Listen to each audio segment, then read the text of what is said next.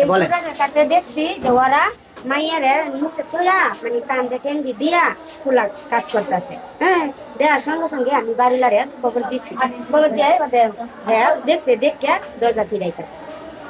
দরজা বলেনি? না, দরজা খুলে না, হেরা কাজ করতেই আছে।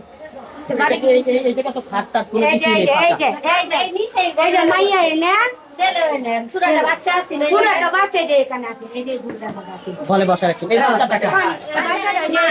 যে বেটার ঘরে সংসার করে এই বেটার ঘরের বাচ্চাটা, আর মাইয়া হয়েছে আগের ঘর মাইনে বিয়া করছে সৎ বাপ। আচ্ছা বাপের মেয়ে যে ওলো অবস্থা আমরা দেখছি, মানে এই কামটা করতেছে আমরা পুরা দিয়ে লাইট জ্বালায় আমরা দেখতে পাচ্ছি।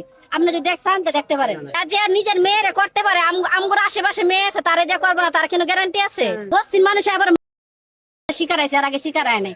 এর আগে কইতাছে কোরআন শিব দেন, কোরআন শিব শিকার। আমরা নিজের চোখকে যে জিনিসটা দেখছি এটা অস্বীকার কেমনে করবো আমরা? পরে মারার পরে শিকার আইছে।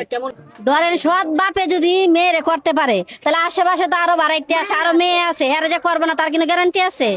সৎ বাপ যে মা সবকিছু জানে, মা যদি নাই জানে তাহলে মার সামনে এগুলো করে কেমনে? মা সব জানে, মার সামনে আন্ডা দিয়ে শুয়ে থাকে। মা যদি নাই জানে তাহলে বাপ এই কাম কেমনে করে?